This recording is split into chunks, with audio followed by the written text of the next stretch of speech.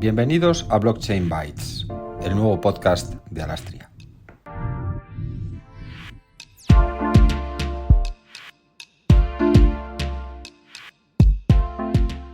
Bienvenidos a Blockchain Bytes, el podcast oficial de Alastria, en el que hablamos con expertos sobre tendencias, novedades y actualidades en torno a la tecnología descentralizada. Blockchain Bytes cuenta con el apoyo y la ayuda de plataformas tecnológicas de innovación de la Agencia Estatal de Investigación del Ministerio de Ciencia, Innovación y Universidades del Gobierno de España.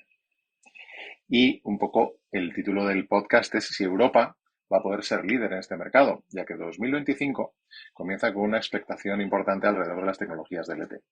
La entrada en vigor del segundo paquete de medidas de MiCA y otras normativas como DORA en resiliencia operativa, la Travel Rule en el ámbito de prevención de blanqueo de capitales, así como otras normas de armonización fiscal, hacen que se impriman nuevos aires de optimismo al ecosistema blockchain. El régimen piloto también lo tenemos disponible para instrumentos financieros desde 2023 y en 2025 va a ser posible utilizarlo. Para hablar de los esfuerzos que Europa está haciendo para convertirse en una región líder, en esta tecnología nos acompaña Mariana de la Roche. Mariana, bienvenida. Hola, muchas gracias por la invitación. Nada, el gusto es nuestro, nos pone muy contentos tenerte por aquí y te voy a presentar a la audiencia, pero bueno, luego tú vas comentando también. Mariana es una profesional colombiana, lleva más de 10 años de experiencia en el campo del derecho, los derechos humanos y las nuevas tecnologías. Es fundadora de Black Vogel y miembro de la junta directiva de INATBA. ¿Lo he dicho bien? Sí. Fenomenal. Bueno, te hemos ido siguiendo tu trabajo, que se centra en apoyar a la industria de blockchain y de la IA, de la inteligencia artificial, para cerrar la brecha tecnológica con la regulación, que sabemos que siempre llega después de la tecnología, pero es un trabajo que hay que hacer de acompasar las dos. Y tú tienes sede en Alemania y has estado desempeñando papeles clave en iniciativas globales como BC100 y has contribuido al desarrollo de políticas a nivel europeo e internacional. Y te tuvimos también como parte del jurado de los últimos Blockchain Awards, que Sí, es cierto. espero que fuera una experiencia interesante. Entonces, te comento un poco para iniciar. Un poco tu historia en esta tecnología. Todos tenemos una historia, una historia iniciática. ¿Cómo te acercas al mundo de las DLTs y qué fue lo que más te llamó la atención? Sí, bueno, eso es como una historia larga. Como Ya, bien tú dijiste, yo estudié Derecho en Colombia y yo hice estudios de posgrado en temas de derechos humanos y derecho internacional humanitario y trabajé mucho. Bueno, mi primer trabajo fue con la Corte Transicional en Colombia, cuando el proceso de los paramilitares, no sé qué tanto está sí. la gente familiarizada con eso, pero tuvimos un proceso de movilización y yo trabajé como investigadora para la aplicación de políticas internacionales en el contexto colombiano. Y desde ahí empecé a trabajar con diferentes temas con el sector de desarrollo, trabajé un montón de temas en protección a la infancia, entrenando con las autoridades públicas, fiscales, jueces, en todos los temas de protección a la infancia, y trabajé en paralelo muchísimo con Naciones Unidas.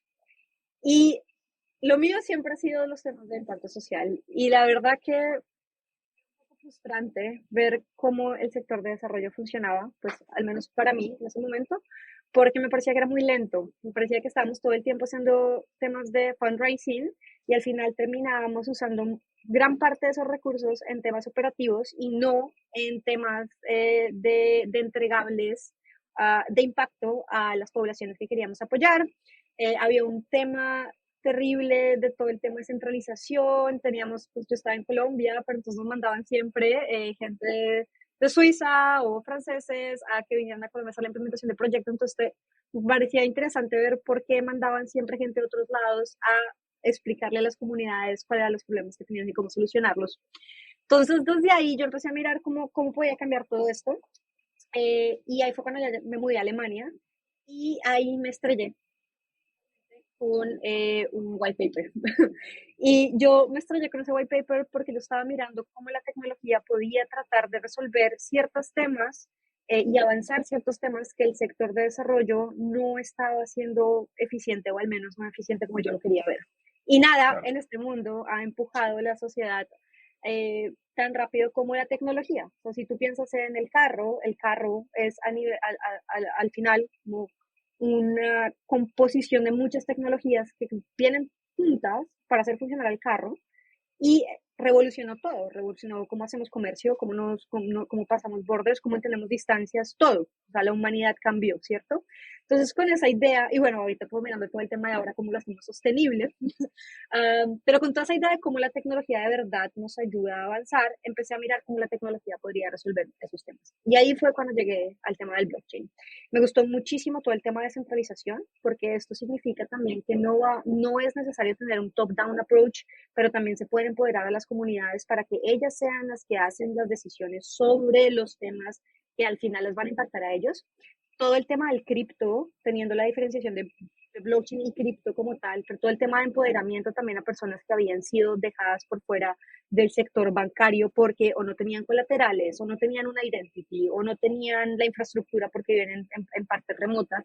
Y todo el tema de la trazabilidad de los datos me pareció que eran muy, muy interesantes, especialmente porque si tú puedes mostrar qué estás haciendo y cuál es el impacto que tienes con los recursos que estás recogiendo, pues los que te están dando las donaciones tal vez van a tener mayor incentivo para seguir trabajando con esos proyectos y pueden ver el impacto final.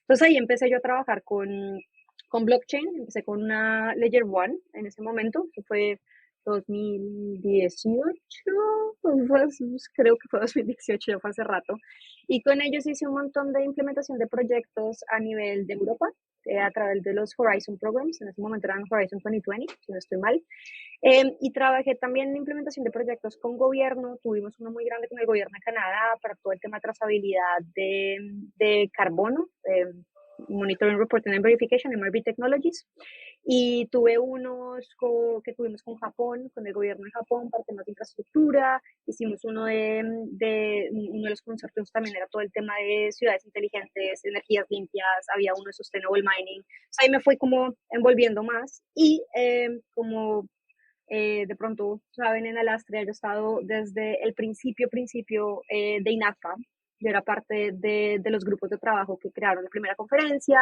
estuve desde el día uno en el grupo de impacto social y clima, que es el que vengo liderando por 5 años, este es el último año que lo lidero, y ahorita soy parte de la junta directiva, también como llevando algunas decisiones más operativas sobre la dirección de INATPAM. Pero a través de esto empecé a contactar muchísimo con autoridades, no solo en Europa, sino en otras regiones también, y ahí he venido apoyando más los temas regulatorios que tú mencionabas antes, más funcionando como una especie de puente entre la industria y el agente regulador para poder como representar a los pequeños jugadores que tenemos que no tienen fondos o no les interesa tener o alocar fondos importantes para temas de lobby, pero que al final son voces que son supremamente importantes tener representadas en el momento de la negociación de esos diferentes marcos regulatorios.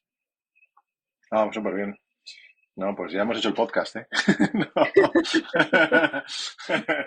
No, la verdad que es súper interesante tu background y lo comprometida que estás con determinadas causas, todas ellas muy, muy loables. Y la llegada al ecosistema, que siempre es un tema que inspira y yo creo que engancha bastante, ¿no? Este tema de digital assets, ¿no? Y que los que llevamos un tiempo, pues ahora vemos que esto está floreciendo y que se está convirtiendo en una realidad, si quieres, más extendida o más palpable eh, a todos los niveles, ¿no? Monetario, financiero, de activos del mundo real y, por supuesto, una norma que lo acompaña, porque al final es clave, ¿no? Tener un entorno legal en donde haya una seguridad jurídica y una certeza, ¿no? ¿Qué papel ves en Europa? Porque tú vienes de la TAM, pero te afincas aquí en Europa, estás en Alemania, y bueno, pues oye, en Europa yo creo que se ha hecho un ejercicio bastante bueno de flexibilidad, de exhaustividad, de rigor y de tratar de que se opere en un entorno seguro, ¿no? Entonces, un poco, ¿cómo valoras actualmente el papel que puede jugar el continente, el bloque, con respecto a lo mejor geopolíticamente a otras regiones? Uf, esa es una pregunta fuerte, ¿no? Porque a nivel crítico uno siempre puede mejorar y yo tengo bastantes críticas sobre los diferentes marcos regulatorios que han salido, pero también soy una persona muy positiva, así que me gusta enfocarme en lo bueno. A mí me parece que, y más considerando lo que nosotros llamamos el efecto de Bruselas, es como sirve de inspiración y ejemplo para otras regiones. Y yo creo que somos el guinea pig del mundo en este momento, ¿cierto? Porque estamos viendo cómo va a impactar el Market in Crypto Asset Regulation, MiCAR, todo el ecosistema en Europa. O sea, ya estamos viendo cómo algunas stablecoins, particularmente que no van a cumplir con las características o los requerimientos legales del MiCAR, van a salir de Europa, Sí. como otros estuvieron y se pusieron las pilas muy desde el principio y empezaron a hacer todo el proceso de licencias. Ha sido muy interesante ver también cómo ahorita hay demasiado incertidumbre, o sea, MiCAR debería haber traído legal certainty, ¿no? Como clarity en cómo va a funcionar acá el marco legal. Pero como estamos tan al principio, hay Ujú. demasiadas preguntas abiertas. Entonces ha sido muy interesante ver cómo antes, por ejemplo, MiFID, que era una de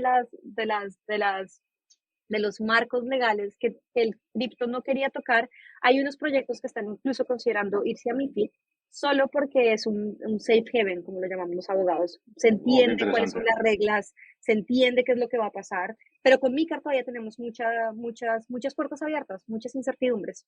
Entonces, uno de los proyectos que yo llevo trabajando desde el año pasado y que va a seguir este año se llaman MiCA Expert Roundtables o mesas de trabajo de expertos De legales en expertos, MiCA. sí.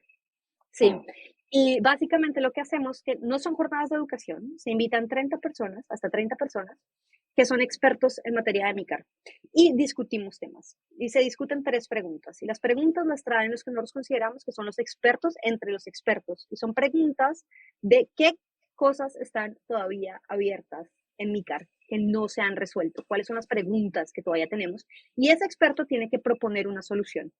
Y después los otros expertos juegan Devil Advocate y tienen que como retar esa solución para que al final de esa discusión tengamos todos como expertos una nueva solución, ya sea la que trajeron o una nueva, que se pueda presentar a las autoridades en cómo resolver esas preguntitas que todavía tenemos. El año pasado hicimos 10 mesas de trabajo, se invitan también autoridades. En Frankfurt hicimos uno que era un combinado de MiCAR y AML, que es toda la regulación del money laundering. Y tuvimos a Buffin ahí sentado en la mesa también discutiendo con nosotros cómo se podía hacer. Eh, este año seguimos también con esas, vamos a tener una en Oslo, hay una en Portugal, en Lisbon, va a haber Milán, Madrid, ya hicimos una en octubre del Con año el pasado merch, ¿no? con Merch, ahorita viene otra, Merch nos volvió a invitar porque hubo muy buen feedback. En Merch tuvimos autoridades bancarias, tuvimos BVA, estaba el Central Bank, el European Central Bank estuvo ahí, entonces hablando cómo podemos resolver todo eso para que en un tiempo corto, considerablemente corto y rápido, MiCAR sea ese safe haven que tanto se necesita para el sector de cripto, que tengamos esa claridad que se supone que MiCAR debía traer. Y eso solo va a pasar una vez empecemos a ver cómo va a ser la aplicación en las diferentes jurisdicciones en Europa y cómo van a empezar a hacer de verdad los temas de operacionales y de enforcement para el MiCAR. Y ahí ya empezaremos a ver. Y me parece que el mundo en este momento, y eso fue una respuesta muy larga para tu pregunta, pero me parece importante dar Era una contexto, pregunta muy amplia. me parece que ahí es cuando ya van a haber otras jurisdicciones afuera de la Unión mirando cuál va a ser el impacto, no solo para el ecosistema, sino para los usuarios y Ujú. cómo se va a incrementar el tema de adopción. Porque esto sí que es cierto y hay mucha gente todavía, cripto todavía es una burbujita y mucha gente que está fuera de esa burbujita no se acerca al sector por miedo o ignorancia o no entienden cómo funciona o es muy complicado, pero cada vez se está haciendo más fácil. Y el hecho de que tienes una regulación da la sensación de que hay ciertos temas de seguridad que van a poder traer más usuarios y más inversores al sistema. Y eso puede que incremente como el valor que tenemos en Europa ahorita subiendo el número de usuarios. Y también hay un interés, claro, ¿no? Porque tenemos todo el tema de impuestos, entonces de por sí que hay un interés en las autoridades de entender más cómo estos nuevos assets pueden crear un revenue para el Estado. O sea, tú tienes compañías como TaxPit ahorita, por ejemplo, que están súper enfocadas en todo ese tema, también educando a estados, más que todo fuera de Europa, pero también entre Europa, de cómo funciona todo el tema para que ellos también entiendan cuál es el beneficio de regular los criptoactivos y al final cuál va a ser el beneficio económico, que es al final lo que les trae gran interés a ellos también, no solo la protección al inversor y la protección al usuario, pero también el tema de impuestos me parece que es como uno de esos Sí. temitas que no nos gusta mucho a ninguno de nosotros, porque hablar de impuestos no es que sea lo más sexy y divertido del mundo, y especialmente de nuevas tecnologías, pero es un tema clave que sí mueve la aguja cuando uno habla con el agente regulador. Sin duda, muy interesante tu respuesta y claro, los que estamos metidos en este mundo sabemos que lo primero que piensas es esto trae claridad, pero cuando te metes en el nitty-gritty hay un montón de cosas que desarrollar. Lo que pasa es que la otra era meter todo este mundo en MiFID y probablemente MiFID en sus dos entregas, 2007 y 2017-18, pues era un dossier demasiado grande para actores o jugadores que venían de nuevas y que le pones un dossier de estas características delante y le quitas la ilusión, los matas, ¿no? Sí, Pero sí. bueno, es interesante que todavía hay algunas lagunas y las estáis intentando atajarlas, ¿no? Y desde luego Alemania pues ha hecho un trabajo importante como país ya premica y su regulador ha sido y supervisor también bancario ha sido muy activo y yo creo impulsor, ¿no? Cambiando un poco de tercio, has participado de manera bastante activa en otras iniciativas relacionadas con el Data Act, por ejemplo, yo recuerdo, y el uso de los smart contracts, todos esos mecanismos que pedía el Data Act de switch off button o panic button, no sé cómo ponerlo, pero bueno, un poco que en los datos que ecuacionan en un smart contract pues estaban bajo El Data killer Act, switch. el killer switch, correcto, ahora me estoy acordando, el killer switch, yo he dicho switch off button, no, killer switch, correcto. Y bueno, ahí la industria se reaccionó y estuvo bien, pero también otras iniciativas, ¿no? Entonces, ¿cuáles de estas iniciativas, cuáles son los principios clave en lo que tiene que ver con el desarrollo ético, inclusivo, sostenible de la tecnología a nivel global? Esas son dos preguntas diferentes. Para todo el tema de cómo la industria ha venido reaccionando a los diferentes paquetes regulatorios, yo creo que esto fue un tema que yo empujé muchísimo en su momento porque necesitábamos tener una voz como industria, ¿cierto? Y lo que estaba pasando es que hay bueno, hay bastantes asociaciones que estaban trabajando en silos con diferentes miembros, a veces eran los mismos, a veces eran separados, pero entonces cuando uno se acercaba al legislador, en este caso era la Comisión Europea, eh, todos veníamos con una historia diferente y un request diferente, que al final no funciona muy bien en los oídos del regulador, porque entonces todo el mundo viene y me dice cosas diferentes, yo no sé para dónde irme, cuál es la mejor opción, entonces ahí empieza la voz más fuerte, la más dura, es la que empieza a llevarte para un lado. Entonces lo que yo estaba haciendo era con otros colegas, entre ellos Tomás Astasi, que también ha sido como un power force en la industria, era tratar de traer todas estas diferentes voces juntas y presentarnos como una United Force. Entonces, donde no es la voz más fuerte, sino es la voz de la industria. Y entre estos papers que escribimos nosotros, porque eran a veces la comisión, a veces el AMF o el que fuera, ADGM también los hacía, sacaba una solicitud por comentarios y entonces todo el mundo mandaba los comentarios. Lo que hicimos fue unirnos y mandar un comentario juntos, pero también dábamos espacio para las voces disidentes. Entonces lo que hacíamos es decir, esta es la posición mayoritaria, pero hubo gente que también resaltó que esto y esto y esto y lo otro. Entonces, eso fue lo que hicimos con el Data Act, especialmente para el tema del killer switch, era como tratar de hacer ver al regulador lo peligroso que es eso en temas de seguridad.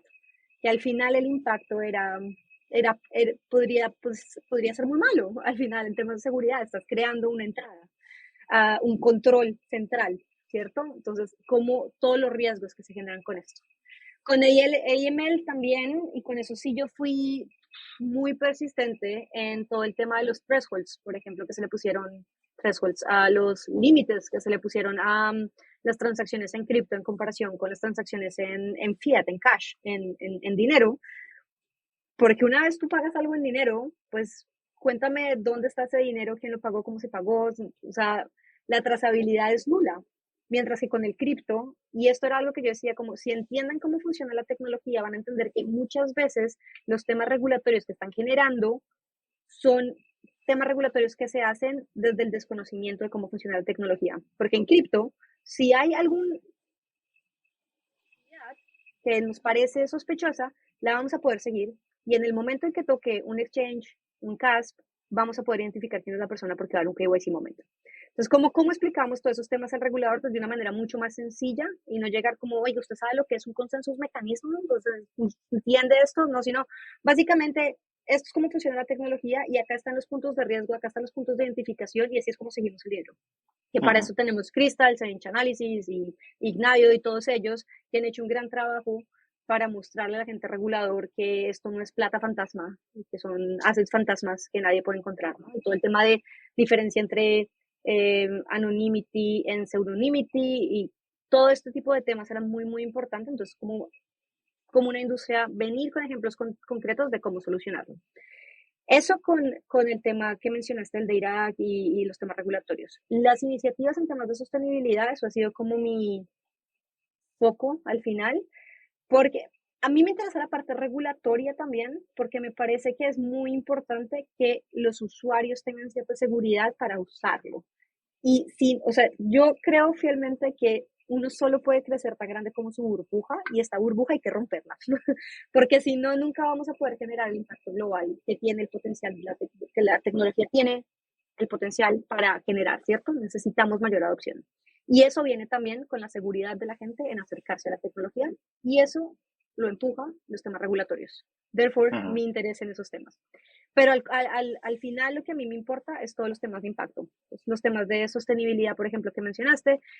Yo fui miembro fundador de BC100 Plus, que es una iniciativa con las Naciones Unidas, que tuvimos con el patronaje del presidente en ese momento de las Naciones Unidas, del General Assembly, creo que era número 77, la Asamblea General de las Naciones Unidas, número 77. Él nos dio el patronaje para poder trabajar y la idea era buscar proyectos de blockchain que ya estuvieran con cierto nivel de maduración, que estuvieran más allá como de las fases pilotos y que estuvieran generando impacto, sobre todo sobre las metas de desarrollo sostenible. Y podían ser proyectos que no estuvieran enfocados en sostenibilidad, pero que las aplicaciones que estaban generando podrían generar un impacto directo en las metas de desarrollo sostenible o sí de ser implementadas por organizaciones como Save the Children, UNICEF, UNDP, todos estos podrían generar mayor impacto. Ahí se hizo un montón de temas de advocacy, de presentación de proyectos, de mostrar como la parte positiva. Y esa iniciativa sigue con mis colegas. Yo estoy un poco ya más aparte porque me ha tocado, o sea, uno puede tener muchos sombreritos, pero entre más sombreritos tienes, menos atención puedes ponerle a las cosas de fondo. Y yo ahorita me estoy enfocando más en Black Fogel y cómo coger proyectos específicos y empujar esos proyectos de verdad hasta que ya lleguen a generar el impacto. Entonces, me ha tocado como ceder, pero eso también es parte del proceso, ¿no? Como volverse más distribuido, como delegar es muy importante. Entonces, ahorita muchas de las iniciativas, estoy muy segura que la gente que ya ha venido ahí, que ha trabajado conmigo, ya puede tener o tiene la capacidad de cogerlas y seguir empujando sin que esté yo ahí todo el tiempo. Y una de esas es BC100 Plus, el Social Impact Working Group de INATPA también, ya lo llevo liderando 5 años. Y a mí me parece que uno tiene que ser coherente, entonces como que quedarme en poder se siente un poco... no es la idea de la industria porque después se generan dependencias en personas y eso me parece que es un poco tóxico para la evolución de los proyectos. Entonces esos los estoy entregando ahorita también y estoy tomando el liderazgo, por ejemplo, en la mesa de trabajo de blockchain y AI, en donde sí hemos estado viniendo más mirando como todos los temas de riesgos de las dos tecnologías y cómo entre ellas se pueden mitigar los riesgos generados por la otra. Entonces, Sí, ese proceso ha sido súper interesante. Y ahorita soy parte de la mesa de trabajo del Code of Conduct for Generative AI de la Comisión Europea. Estamos mirando cómo es el Code of Conduct, código de conducta para Generative AI. sí, sí, sí, sí. Sí, sí, sí. Entonces, estamos... Y eso es una pregunta que luego te quería, sí, hacer, porque la confluencia de las dos tecnologías, la hibridación, ¿no? De las tecnologías exponenciales, yo creo que es una de las tendencias. Pero por irnos un poco al título del podcast sobre Europa, yo tenía una reflexión un poco, porque mirábamos el otro día el número de VASP que hay por país y el VASP, el VASPNet, este servicio que hay por ahí. Exacto, sí. Sí, ¿no? Y salen un montón. En España hay unas 120, 130, eh, que al final dices, bueno, han nacido bastantes, pero en Lituania hay 1500 o 1300, 1400. Entonces, ¿tú crees, uno, que se va a producir una especie como de igualación del número por país? Porque esto responde a unas ciertas eh, arbitrajes regulatorios. Si es más fácil hacer mi licencia en un sitio, pues la hago, ¿no? Entonces, quizá ahora que hay esa armonización regulatoria en todos los 27 Estados miembros, puede haber un reparto más, más parecido, más homogéneo. Y dos, si esas islas regulatorias o arbitrajes regulatorios que se producían ya no se van a tener que producir más. Cómo lo ves esto? Es un tema controvertido, la gente tiene visiones, tiene tesis. ¿Hay algún frontrunner? O sea, Francia, sabes, pues que ha sido frontrunner. Alemania también ha sido en su manera frontrunner. Ha hecho trabajo premica, algún trabajo, por lo menos daba una guía de lo que había que hacer, que en otros países no lo había. Pero va a ser un desarrollo, digamos, por igual, level, level en el sentido de equilibrado, o consideras que va a haber países que igual por otras situaciones o por otras variables van a tener más CASP, ahora sí con C, CASP. Yo creo que esa va a ser la situación todavía. A ver, los números que ya están van a hacer uso de que ya tenían esos registros, ¿cierto? Entonces, a través del Passporting Mechanism que viene, que es súper interesante porque la autoridad que recibe no lo puede negar, ¿no? El Una vez se solicita grandfathering, el ¿no? passport, sí, no, el grandfathering es Es que los tenías tiempos en actividad que previa. lo que van a aplicar, sí, exacto, y los tiempos en los que te va a aplicar ciertas regulaciones o ciertas partes de la regulación, por ejemplo, todo el tema de sustainability disclosures, esos entran en diferentes periodos también, dependiendo de dónde estabas, cuándo estabas, cómo son los grandfathering periods de cada estado. Pero Y el luego el passporting. passporting, si yo estoy en Alemania, entonces yo digo, yo también quiero tener operaciones en Francia, Italia y Malta, entonces ellos, la autoridad alemana le envía la información a las otras autoridades, pero la autoridad que recibe no lo puede negar. O sea, ellos no pueden decir, no, esto no cumple mis condiciones, porque el tema es, ya los alemanes dijeron que sí, esto es una regulación que es diferente a un directive, Es técnicamente un esto está, reglamento. exacto, está unificado, me lo tienen que aceptar.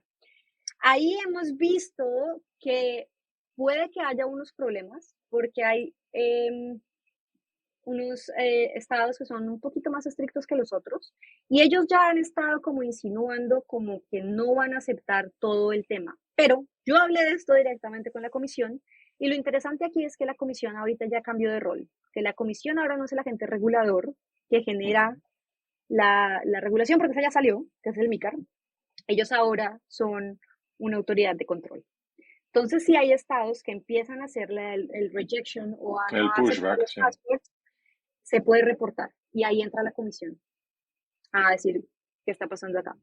Lo que yo sí he recomendado ahorita a las CAS que no tenían una licencia, que no estaban ya en algún proceso para adquirir la licencia, pero que la van a sacar porque la necesitan sacar ahora. Que eso va a ser más o menos todos los que están en custodians, ¿cierto? Porque ellos Sí, tal vez no tenían VAS, pero ahora los custodians, custodios. Custodios. custodios, gracias. Tengo todo el discurso en inglés, entonces todos ellos van a necesitar una licencia. Y había mucha gente que estaba con la impresión de que ciertos estados la daban más fácil. Y eso al final no es tan cierto. Uno tiene que básicamente tener un buen argumento de por qué la está solicitando ahí y no en otro lado. Si yo voy y la solicito en Portugal, pero todas mis operaciones están en Alemania, el agente regulador va a hacer preguntas y el ¿Dónde está la proceso puede ser sustancia? muy más. ¿Cómo? ¿Por qué?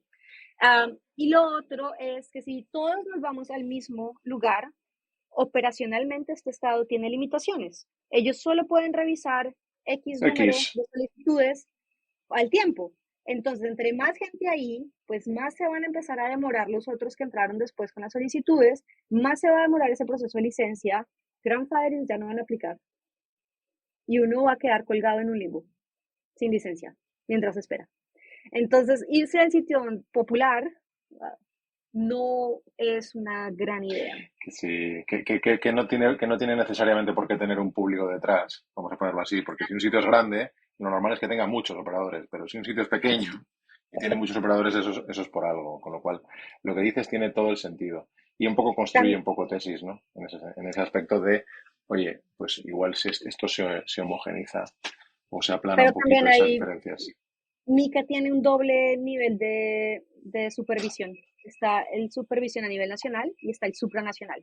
Entonces, si nosotros empezamos a ver que hay un país que está dando licencias como si fueran cartitas para reclamar una gaseosa, los otros estados pueden pedir a las autoridades que supervisan que vaya y mire qué es lo que está pasando. Porque entonces ellos Correcto. dan a eso las licencias así, pero entonces vienen con Passporting y después vienen acá y hay un problema. Y esta es una de las preguntas que nosotros hemos estado mirando y que es uno de esos huecos jurídicos que todavía no hay respuesta y es, ¿qué pasa en los casos en donde un estado, un asset es considerado un utility y se pide ¿Vale? passporting y acá es un security? Porque Los esto es MiCA, UTs esto versus es los MiFID STs. ST y esto se es va a MiFID. te va a MiFID, pero si yo estoy haciendo la regulación en un estado sobre MiCA y ahí es un utility y viene acá y hago el passporting, a mí no me lo puede negar. Pero Claro. entonces ese acá ya no es un utility, no es un security, es un utility. Y MiCA es una regulación, MiFID es un directive. O sea, ¿qué pasa ahí? Y esas son el tipo de preguntas que vamos a empezar a ver el uno a uno, caso a caso, cómo se van a empezar a manejar. Y ahí es donde empieza pues la parte divertida para mí como observer, de ver cómo se va a ir solucionando y cómo se van a ir resolviendo esos temas jurídicos. Oye, Mariana, cuéntanos de Black Vogel, tu proyecto actual. Sí, bueno, esa es Si, mi si lo compañía. puedes contar, si lo puedes contar, si lo Claro, puedes no, contar. claro, claro. No estás en Eh, stealth mode, ya estás en abierto. No, no, no, no, eso está todo bien. O sea, yo soy un open book. Sí, Ok, firme la NDA y eso sí, ni lo hubiera mencionado. Eh, el Black Fogel es un network, porque yo venía desde hace mucho tiempo ayudando a proyectos y asesorando a gobiernos y contestando consultorías pro bono, básicamente. Y el año pasado empecé a trabajar con una compañía como una consultora y al final me di cuenta que no tenía ningún sentido eh, no hacerlo ok. yo sola con mi network, porque al final la gente lo que quería era trabajar conmigo y el network. Entonces lo que hice fue diseñar Black Fogel, que es una consultora, pero es un network de consultores. Entonces yo tengo un portafolio de expertos que trabajan como consultores independientes. Pues los proyectos cuando vienen a mí me dicen necesitamos un tema regulatorio, necesitamos hacer un assessment de todos los riesgos que estamos teniendo para ver si estamos en contacto con MICAR o no. Queremos establecer una compañía en Europa o en América, necesitamos hacer un due diligence, necesitamos un tema de marketing, tenemos que hacer posicionamiento de marca, tenemos que hacer diseño de una presentación, todo, cualquier cosa, fondos, ayudamos un montón de proyectos a conseguir fondos. Todo eso ellos vienen a mí, yo hago el assessment de qué es lo que el proyecto necesita desde la parte estratégica y me traigo a los consultores externos que trabajan conmigo y trabajamos en conjunto para ese proyecto. Entonces, al final, el proyecto, en vez de tener que ir a contratarse a alguien que le haga un búsqueda de proyectos o grants a los que puedan aplicar, le haga toda la parte de compliance, le haga toda la parte legal, le haga toda la parte de estrategia, le haga el public affairs, le haga los diseños, le haga el marketing, vienen a mí y nosotros lo hacemos todo. Entonces, es lo que nos estamos venido como tratando de facilitarle la vida a los proyectos y también trabajamos un montón con gobiernos al final. Entonces, cuando hay como temas que están buscando de asesoramiento para marcos regulatorios nuevos, para eso también hacemos un montón de cosas diferentes, ya sea en blockchain, que sea cripto, ya sea AI, trabajo también los temas de realidad virtual, especialmente para todo el tema del sector salud. O sea, ahí hemos hecho diferentes cosas, pero al final es una consultora. Muy bien, muy súper interesante. Yo creo que hay una gran sinergia, que ya luego hablaremos fuera del podcast. Ah, mira. Se me ha encendido una luz. Oye, has mencionado el tema IA y blockchain conjuntamente, de una manera conjunta. Yo creo que no es por hype que estamos buscando ese mix, sino que es bastante natural, pero igual los oyentes no lo tienen tan at fingertips. Si lo puedes un poco explicitar, cuál es un poco la intersección, el sweet spot entre las dos tecnologías? Sí, a ver, lo que hay que entender aquí es que tratar de trabajar las tecnologías como en silos, separadas una de la otra, no va para ningún lado, porque al final todas estas tecnologías se conectan y se relacionan y hay que sacar lo mejor de ellas. Entonces, lo que yo veo es el blockchain como funcionando como el layer donde se construyen las diferentes aplicaciones que van a utilizar diferentes tecnologías. Entonces, por ejemplo, el Virtual Worlds. Y si hablamos de temas, o sea, para ponerte un ejemplo súper concreto, hablemos del sector de la salud. El sector de la salud normalmente recoge un montón de datos. Yo no sé cómo será en España, pero acá en Alemania yo no tengo ni idea dónde está mi historia clínica. A mí me hacen un montón de exámenes y solamente me llaman si algo sale mal. Si nunca me llama el doctor y no, yo no digo nada a él, quiere decir que estoy perfecta, porque el examen de sangre salió bien. Pero yo nunca tengo acceso a esos datos. Yo no sé qué hacen con esos datos. Yo no sé para qué los usan, si los venden, si los supuestamente no, pero yo como usuario, si digamos que no sé nada de GDPR, yo no tengo idea de qué es lo que está pasando con esos datos. Ahora, nos podríamos generar una aplicación. Esto no es una aplicación inventada, esto se lo escuché en una startup una vez y me encantó la idea. Una aplicación en donde nosotros incentivamos a la gente a proporcionar datos clínicos. Por ejemplo, si tomas pastillas durante el día. Yo sufro la tiroides, o sea, a mí me toca tomarme una pastilla todos los días. Entonces, esta pastilla me la tomé hoy. Si uno tiene dolor de cabeza, que tome esto del dolor de cabeza. Cuando haces ejercicio, todos estos datos se los empiezas a tirar ahí en la app. Estos datos están totalmente anonimizados. Tú recibes tokens que te premian por contribuir con esos datos y estos Ujú. datos son compartidos solamente con universidades que están haciendo investigación sobre enfermedades que pueden estar conectadas a la descripción que tú están dando. Además de los tokens, este sistema tiene un AI adentro que funciona tratando de identificar dentro de todas las cosas que tú estás diciendo cuál pueden ser posibles tratamientos, cuál podría ser temas nutricionales que te pueden ayudar con tu condición. Entonces, la persona que está dando los datos tiene todo el tema de anonimidad. Esos datos están conectados también en una plataforma donde las universidades los pueden adquirir. Yo estoy haciendo un reward a la persona con tokens y también con consejos para que haya como un incentivo además del económico en entregar datos que son reales, porque me van a ayudar Ujú. a mí a entender cosas que me están pasando y cómo funcionan. Y estoy ayudando a los researchers a poder tener mayor información sobre diferentes personas que pueden ayudarme a generar tratamientos. Y todo esto además es súper interesante porque hay un proyecto que lo están haciendo en Charité, que es donde trabaja mi pareja, y ellos, lo que él está haciendo es visualización en realidad virtual de cirugías de cáncer de páncreas, para la identificación del cáncer de páncreas. Entonces hacen toda la digitalización de CTs y MRIs y todas estas imágenes para que se pueda hacer entrenamiento de doctores sobre esa cirugía de manera más accurate, que metiéndolos a practicar si nunca han hecho esto, pero también se puede usar el VR para explicarle al paciente lo que está pasando y qué es lo que le van a hacer. Entonces, ahí están entrando como varias tecnologías en diferentes puntos. Y cuando tú miras como todo el tema del metaverse, que era lo que estábamos hablando, y todo esto con los diferentes ejemplos para esto. El metaverse al final es como donde converge, se combinan todas, porque tienes AI ayudando con todo el user experience y recolectando data para darte un mejor experience. Tienes el VR haciendo todo el tema de la visualización como la plataforma y tienes blockchain para temas de pagos, para temas de digital identities, para temas de trazabilidad de datos. Ahí es súper interesante cómo se Ujú. combinan todos. El sweet spot para mí está en dos cosas. Uno, del AI al blockchain Con AI podemos hacer identificación de transacciones malignas más rápido que cualquiera y podemos hacer como todo el tema del el Crypto Analytics muchísimo más rápido que cualquier humano lo podría hacer, y eso es una gran ventaja porque trae otro nivel de seguridad para la tecnología. Y también nos puede ayudar a todo el tema de limpiar los códigos, ¿no? O sea, nos puede como detectar alarmas cuando hay un posible hack.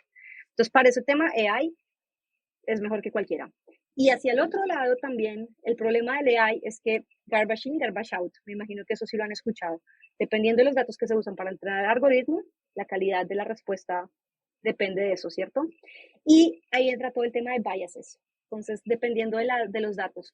Con blockchain sí podemos generar trazabilidad de dónde son esos datos, de dónde están saliendo, quién los hizo, y todo el tema de distributed datasets. Vamos a tener eliminación de biases porque tenemos diferentes bases que están alimentando el algoritmo, pero también podemos saber de dónde están saliendo esos datos y cuánta confianza podemos tener en esos datos que nos entrena el algoritmo. Y así también saber cuánto podemos confiar en los resultados que está entregando el algoritmo.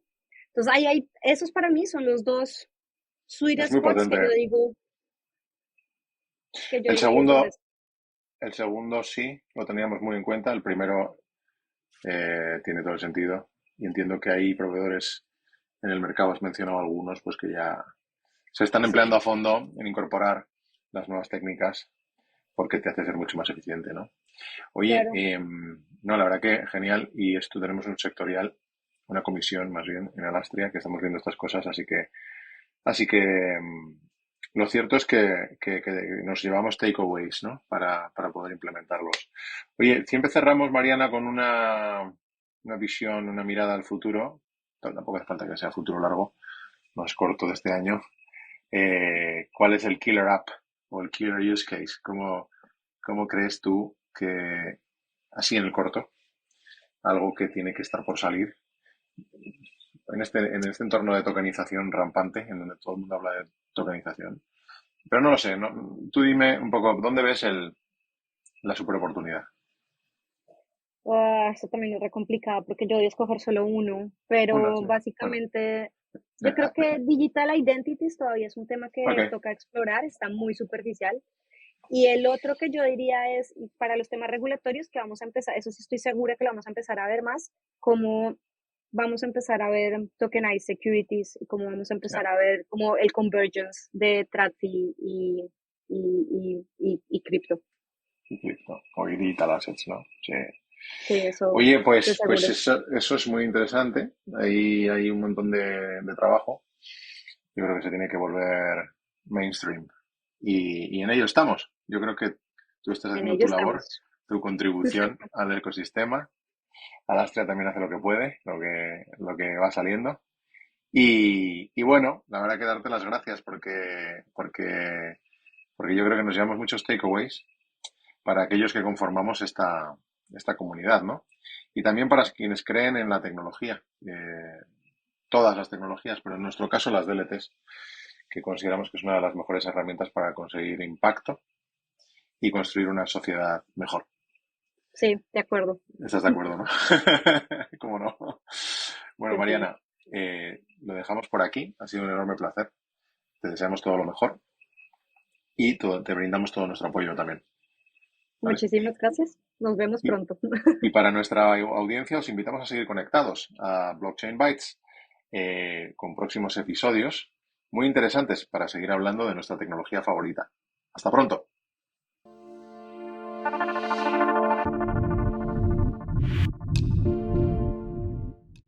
Nos vemos en un nuevo episodio de Blockchain Bytes, el podcast de Alastria.